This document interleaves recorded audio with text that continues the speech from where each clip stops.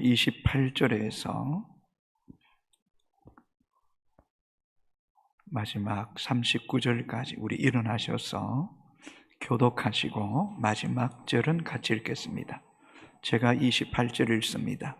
그 남은 백성과 제사장들과 레위 사람들과 문지기들과 노래하는 자들과 느디딤 사람들과 및 이방 사람과 절교하고 하나님의 율법을 준행하는 모든 자와 그들의 아내와 그들의 자녀들 곧 지식과 총명이 있는 자들은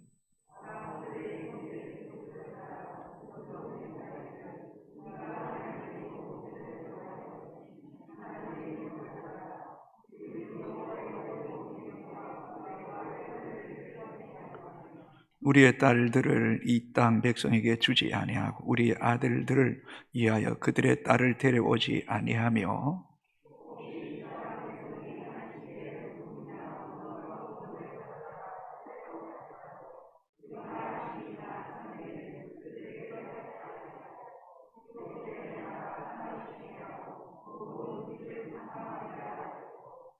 우리가 또 스스로 규례를 정하기를 해마다 각기 세겔의 3분의 1을 수납하여 하나님의 전을 위하여 쓰게 하되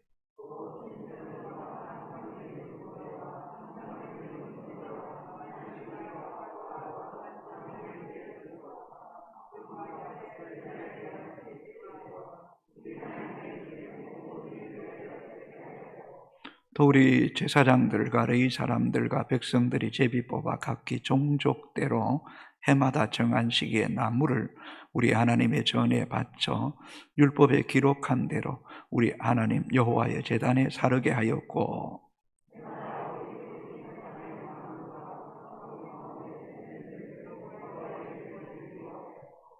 또 우리의 맏아들들과 가축의 처음 난 것과 소와 양의 처음 난 것을 율법에 기록된 대로 우리 하나님의 전으로 가져다가 우리 하나님의 전에서 섬기는 제사장들에게 주고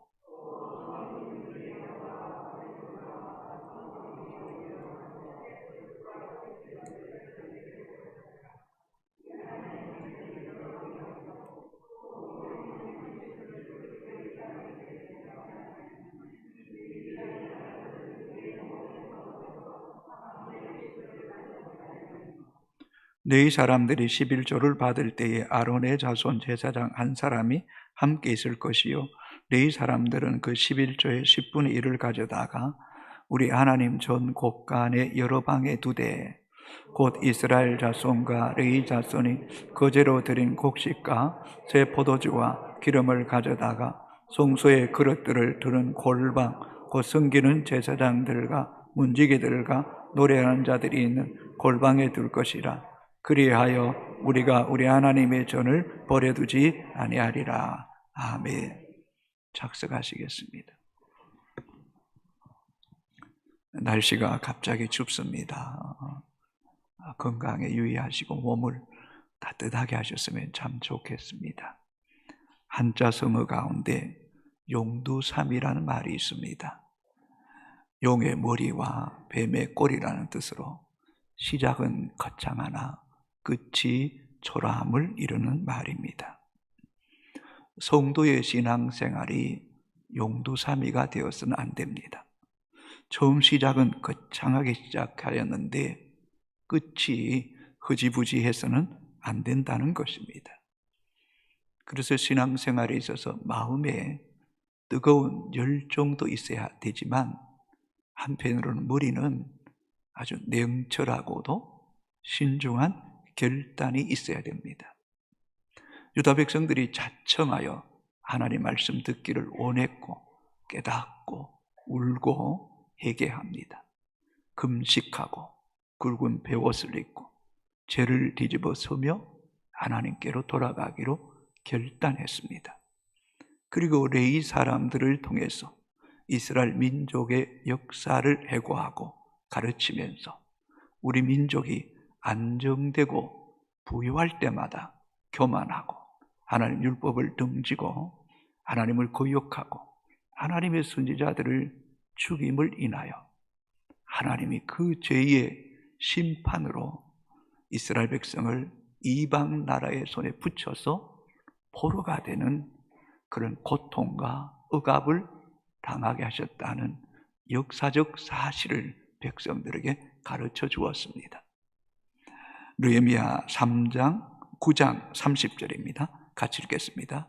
그러나 주께서 그들을 여러 해 동안 참으시고 또 주의 선지자들을 통하여 주의 영으로 그들을 경계하시되 그들이 듣지 아니하므로 열방 사람들의 손에 넘기시고. 이러한 민족의 역사를 밝게 깨달은 백성의 지도자들과 또 백성들이 이러한 역사를 되풀이하지 않기 위해서 하나님 앞에 새로운 신앙생활을 할 것을 또 규칙을 정하고 언약을 맺습니다. 다르게 표현하면 서약서를 작성하고 도장을 찍는 거예요. 자, 현대어 성경입니다. 느헤미야 9장 38절입니다. 같이 읽습니다. 율법을 지키기로 서명하다. 우리는 조상들로부터 지어온 죄악을 깨닫고 고백한 다음 새로운 생활 규칙을 지키기로 약속하고 그 조항을 모두 문서로 작성하였다. 그리고 우리의 지도자들과 레위 사람들과 제사장들이 그 문서에 서명하여 확정하였다. 그래서 오늘 본문은 이런 새로운 신앙생활에 대한 규칙에 서명한 사람들의 이름이 10장 1절에서 27절까지 자세히 기록되어 있습니다. 10장 1절 2절 한번 읽어보겠습니다. 그 문서에는 하가라의 아들인 총독 느헤미야가 맨 처음 서명하고 다음으로 서기관 시드기야가 서명을 하였다. 그 밑으로는 21명의 제사장이 서명을 하였다. 스라야, 아사라, 에레미야. 대표로 총독 느헤미야가 제일 먼저 서명하고 그 다음 서기관 시드기야가 서명했습니다. 그 밑으로 제사장 21명이 서명했습니다. 자, 10장 9절도 볼까요? 그 다음에는 레위 사람 17명이 서명하였다. 또 14절에서 27절에 보면 이 백성과 지도자 44명이 또 서명합니다. 그리고 28절에 보면 그 남은 백성들도 서명합니다. 자, 같이 읽습니다. 그 남은 백성과 제사장들과 레위 사람들과 문지기들과 노래하는 자들과 느디딤 사람들과 및 이방 사람과 절교하고 하나님의 율법을 준행하는 모든 자와 그들의 아내와 그들의 자녀들 곧 지식과 총명 있는 자들은. 연이어 남은 백성과 제사장 레위인들이 서명한 것은 앞선 지도자들이 솔선수범해서 새로운 신앙의 규칙에 동의하고 서명한 것을 보고 도전이 된 거예요. 그래서 남은 백성들도 동의한 거예요. 그러고 보면 지도자가 얼마나 중요한지 몰라요.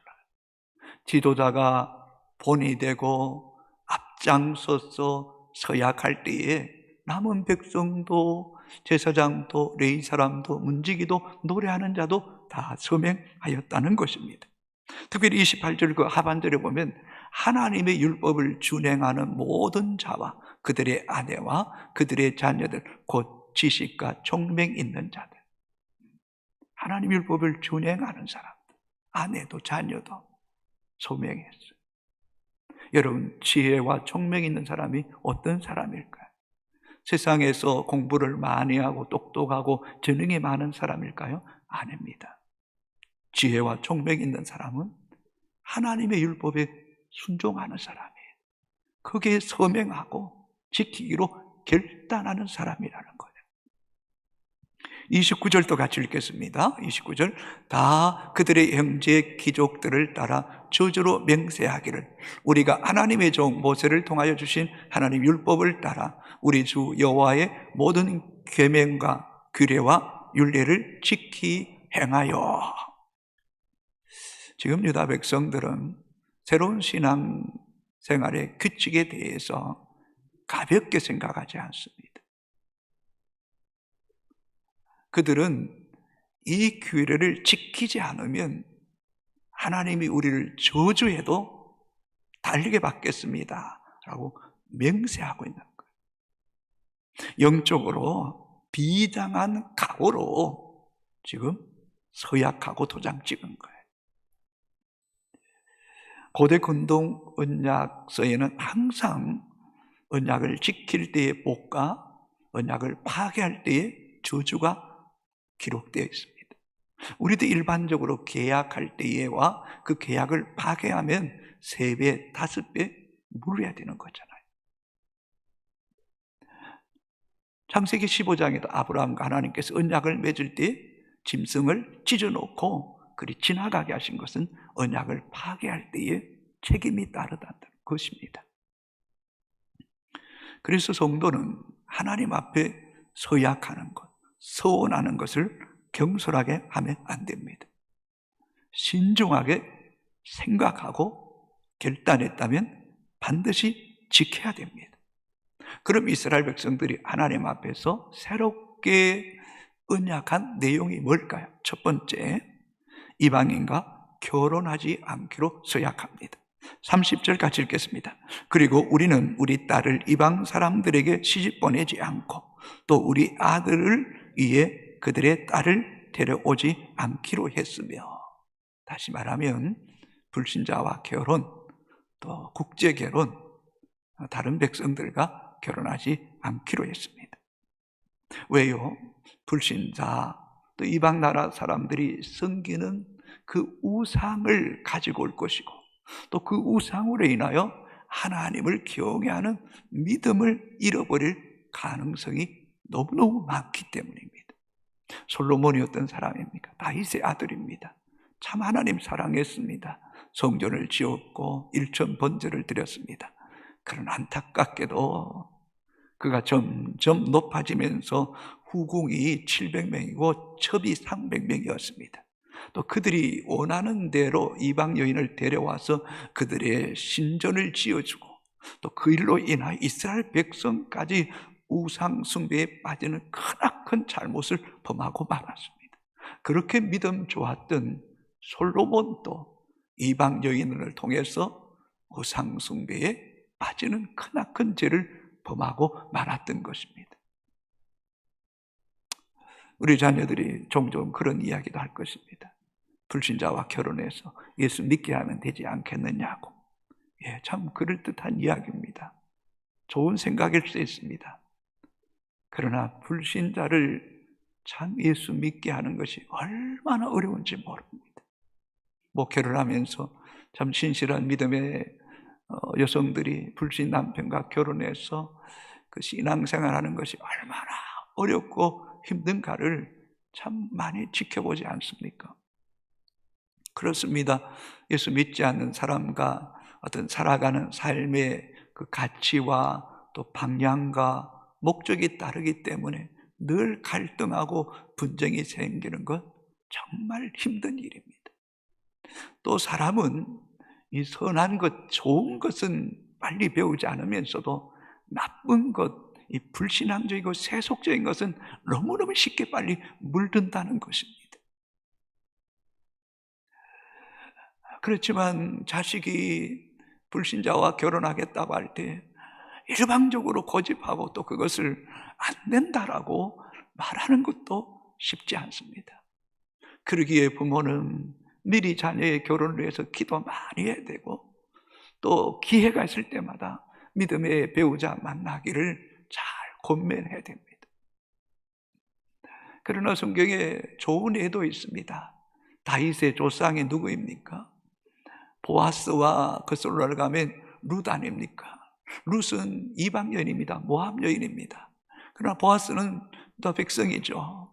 그래서 이 보아스와 룻이 만나서 오벳을 낳고 오벳은 이새를 낳고 이새는 다윗을 낳고 다윗의 통을 통해서 예수 그리스도가 이 땅에 온 것 아닙니까?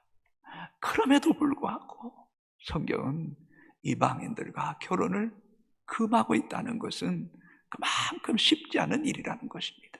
자, 신명기 7장 3절 4절 읽겠습니다.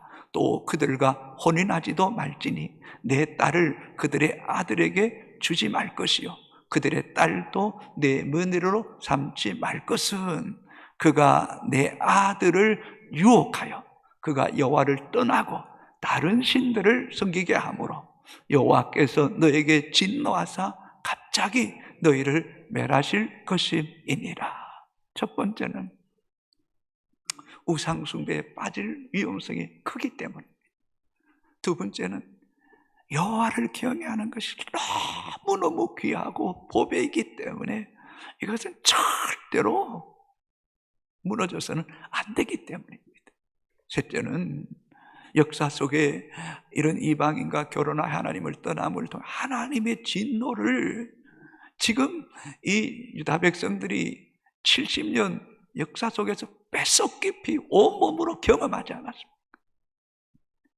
그래서 하나님을 섬기기 위해서는 이런 불신자와 결혼은 금해야 된다라고 말하는 것입니다.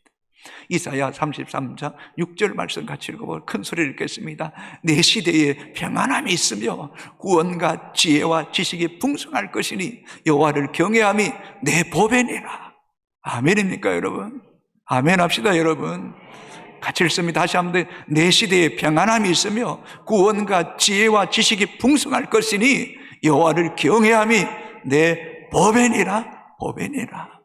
그러기에 함부로 이방인과 사귀거나 결혼해서는 안 된다는 것입니다. 자, 두 번째, 안식일에 상거래를 하지 않기로 써약합니다. 31절 같이 읽습니다. 혹시 이 땅 백성이 안식일에 물품이나 온갖 곡물을 가져다가 팔려고 할지라도 안식일이나 성일에는 그들에게 사지 않겠고 일곱째 해마다 땅을 쉬게 하고 모든 빛을 담감하리라 하였고, 안식일에는 물건 파고 사는 행위를 금합니다. 그러나 안식일에 단순히 노동을 쉬고 사업을 하지 않는 것이 목적은 아닙니다. 성도는 안식일을 지키는 것이 하나님의 자녀됨의 표시입니다. 저와 여러분이 이 날을 구별하여 하나님을 예배하고 또 그분의 말씀에 순종하겠다는 것, 그것 자체가 이 안식일을 지키는 것이 하나의 우리의 믿음의 증표가 되는 것이라는 것입니다. 성도 여러분, 사람에게 안식이 없다고 하면 생각해요. 365일 매일같이 일만 해야 된다면 우리 인간은 다 지치거나 병들어 죽고 말 것입니다. 또한 우리 신앙 여정에 주일이 없었다면 누가 우리의 믿음을 지킬 수 있겠습니까? 우리가 주일을 지킴에 하나님이 우리 일생을 지켜주실 뿐만 아니라 우리의 영혼까지 지켜주시는 은혜를 주시는 것입니다. 그래서 창세기 2장 1절, 2절, 3절 같이 읽겠습니다. 천지와 만물이 다 이루어지니라. 하나님이 그가 하시던 일을 일곱째 날에 마치시니 그가 하시던 모든 일을 그치고 일곱째 날에 안식하시니라. 하나님이 그 일곱째 날을 복되게 하사 거룩하게 하셨으니 이는 하나님이 그 창조하시며 만드시던 모든 일을 마치고 그 날에 안식하셨음이니라. 하나님이 창조사역을 마치고 안식하셨어요. 하나님이 안식이 필요한 게 아닙니다. 흙으로 지음받은 인간은 안식이 절대적으로 필요한 존재입니다. 특별히 일곱째 날을 복되게 하사, 이 복이라는 단어는 히브리어 바라크라는 단어, 무릎 꿇다, 경배하다, 예배하다. 여러분, 주의 날이 복된 것은 하나님을 예배하는 거예요. 예배하는 거. 거룩한 날이라고 하신 것은 이 날은 구별된 날이라는 거예요. 내 날이 아니고 주의 날, 여호와의 날이라는 것이. 이 날을 특별히 하나님께서 복주사 구별하신 목적이 무엇입니까? 하나님이 인간을 지으신 목적은 하나님을 영화롭게 하고 하나님을 예배하는 그 목적에 부합된 삶을 살게 하기 위해서 주신 날인 거예요. 주신 날인 거예요. 인간은 또한 이 날을 거룩하게 구별하여 창조주 하나님을 경외하고 섬기는 것이 가장 가치 있고 복되고 영광스럽고, 또 우리가 하나님과 그 바른 관계 속에 들어갈 때 주시는 그 자유, 그 평안한 그 생명, 그 복은요, 이루 말로 다 표현할 수 없는 거예요. 표현할 수 없는 거예요. 이 날을 거룩하게 구별해 예배하는 것이 하나님 우리를 지으신 목적이에요. 목적. 또한 그 목적에 따라 하나님을 예배하고 그분 안에 살아가는 것이 인간이 그렇게 자유롭고 복된 거예요. 복된 거예요.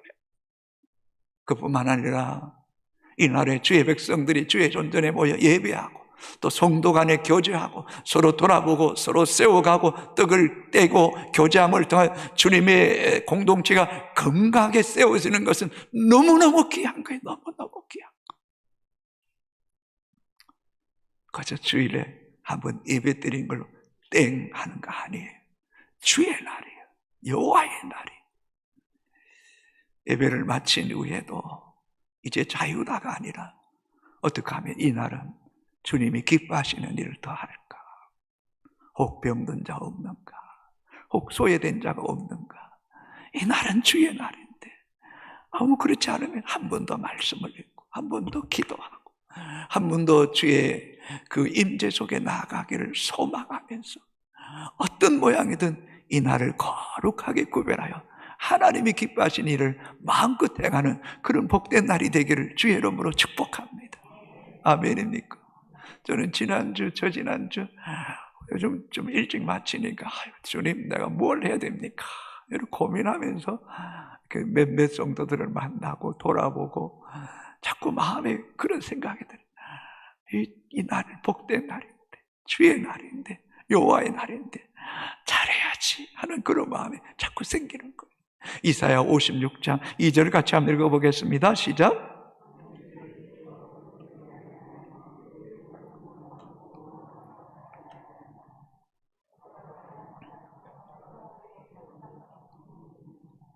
아멘. 여러분, 주의 날 할 수 있으면 온전히 주님께 드리는 복된 날이 되기를 주의 이름으로 축복합니다. 세 번째, 하나님의 전을 사랑하여 성전세를 드리고 예배에 헌신하며 전열매와 온전한 11조를 드리기로 서약합니다. 특별히 여러분 집에 가셔서 한번 보십시오. 이 32절에서 39절까지 하나님의 전이란 말이 무려 9번 나옵니다. 한 절 한 절씩 따지면 8번 나와야 되는데 36절에는 하나님의 전이란 말이 2번이 나옵니다. 저를 보세요. 여러분, 하나님 중심적인 사람은요, 하나님의 전, 하나님의 성전, 하나님의 교회를 너무너무 사랑해요. 이 역사적 아픔을 겪고 난 후에 이 유다 백성들이 하나님의 전이 너무너무 귀하다는 걸 깨달은 거예요. 여러분, 60년대, 70년대, 80년대 성도들은요, 교회밖에 몰랐어요. 교회밖에 몰랐어요. 우리 때도 그저 중고등부 때 교회밖에 몰랐어요. 교회밖에. 그게 돌이켜 보니까 우리에게 얼마나 큰 복이었는지 몰라요. 그러면서 성전을 귀히 여기자는 그런 마음이 이 백성들 마음속에 이 불일 듯 일어나게 하나님이 하신 거예요. 자, 32절 같이 읽겠습니다. 우리가 또 스스로 규례를 정하기를 해마다 각기 세겔의 3분의 1을 수납하여 하나님의 전을 위하여 쓰게 하되, 스스로 자발적으로 정해서 세겔의 3분의 1을 하나님의 성전에 들여서 하나님의 전을 관리하고 보수하는 데 쓰게 하자. 그뿐만 아니에요. 33절 같이 읽습니다. 곧 진설병과 항상 드리는 소제와 항상 드리는 번제와 안식일과 조하루와 정한절기의 슬것과 성물과 이스라엘을 위하여 속죄제와 우리 하나님의 전의 모든 일을 위하여 쓰게 하자. 쓰게 하자. 진설병 일주일에 한 번씩 떡을 드리는 일, 항상 소제, 번제, 안식일, 조하루, 또 정한 절기, 속죄제 드리기 위해서 필요한 떡이나 가루나 재물을 하나님께, 다시 말해, 어떻게 하면 예배를 좀 더 잘 드릴까? 어떻게 하면 하나님 앞에 기뻐 흠량하시는, 하나님을 흡족하게 하는 예배를 더 잘 드릴 수 있도록 세겔의 3분의 1을 다 드리자. 성전세 드리자. 예배에 생명을 거는 거예요. 예배에 올인하겠다는, 예배에 올인하겠다는 거. 그뿐만 아닙니다. 자, 34절 같이 읽겠습니다. 또 우리 제사장들과 레위 사람들과 백성들이 제비 뽑아 각기 종족들의 해마다 정한 시기에 나무를 우리 하나님의 전에 바쳐 율법에 기록한 대로 우리 하나님 여호와의 제단에 사르게 하였고. 여러분, 앞에서 진설병과 소제와 번제와 그 안식일과 초하루와 또 속죄제 제물을 드리기 위해서는 다 불로 태워서 하나님께 드려야 되잖아요. 그러기 위해서는 제사장과 레위인과 백성들 가운데 제비 뽑아서 종족대로 1년에 한 번 나무를 같이 하러 가서 나무를 해가지고 성전 옆에 두어서 하나님 앞에 이 번제물을 드릴 때에 나무를 뗄 감을 충분히 준비하잖아요. 제비 뽑았어. 지고화를 막론하고. 단순히 그냥 11조 드리고 세겔의 3분의 1 드려서 땡이 아니라는 거. 몸으로 마음으로 하나님을 예배하는 일에 헌신하자는 거. 헌신하자는. 여러분, 찬양대도 중요하고 교사도 중요하고, 그러나 또 청소하고 구석구석을 쓸고 닦고 이런 일까지도 기쁨으로 하나님 앞에 하는 거예요.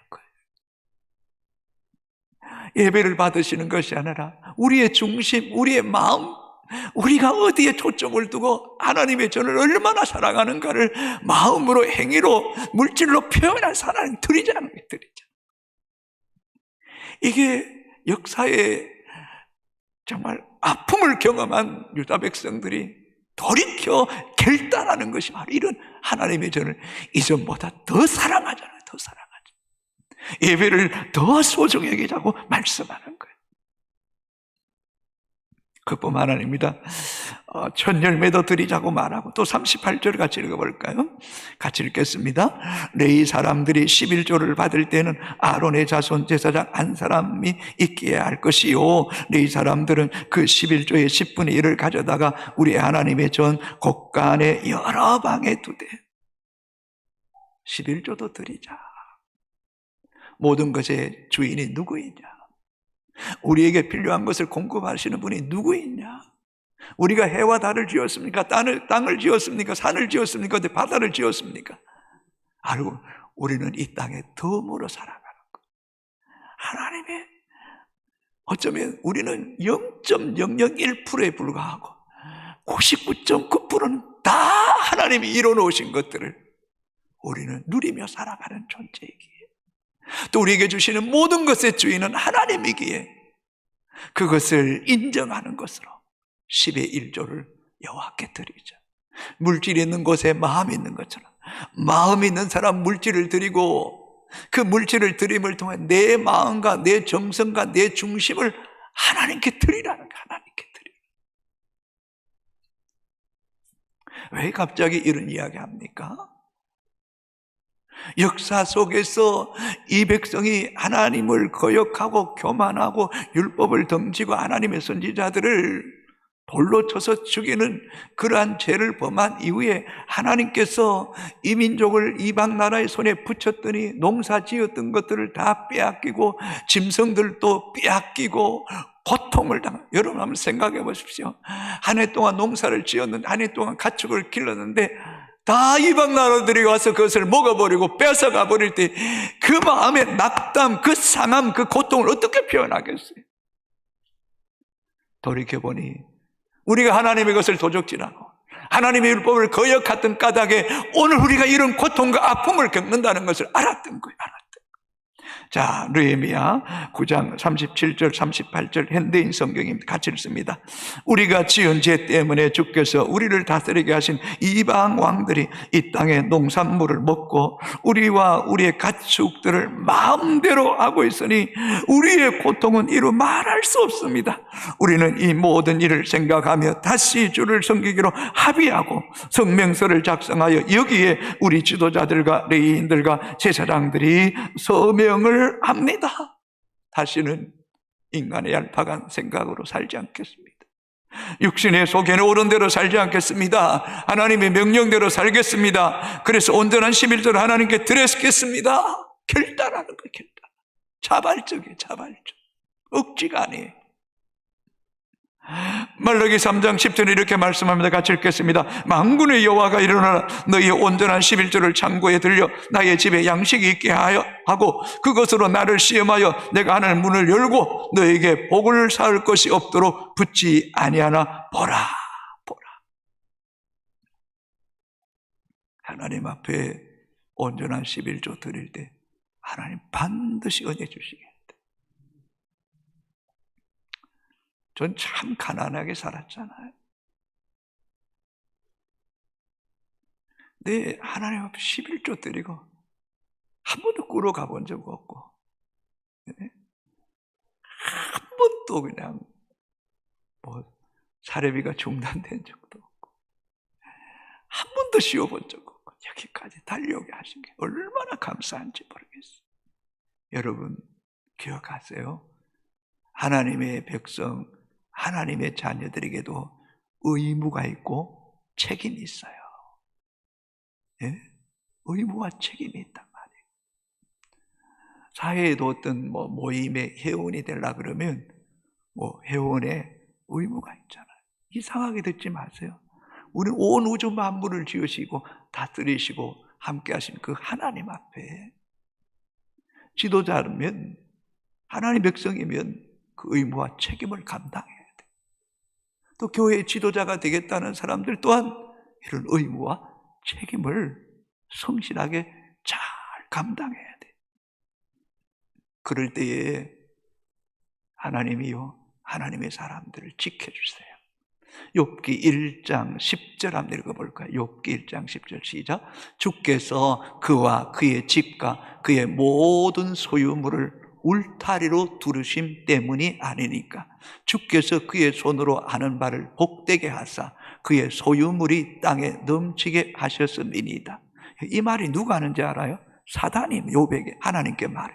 하나님이 욥에게 이런 복을 주셨기 때문에 하나님이 그와 그의 집과 그의 소유물의 울타리가 되어 주셨고 주께서 그 손에 복을 주셨고 그 소유물이 풍성하도록 복을 주셨다는 거예요. 여러분, 만복의 근원이 하나님인 줄로 믿습니다. 하나님 잘 경외하십시오.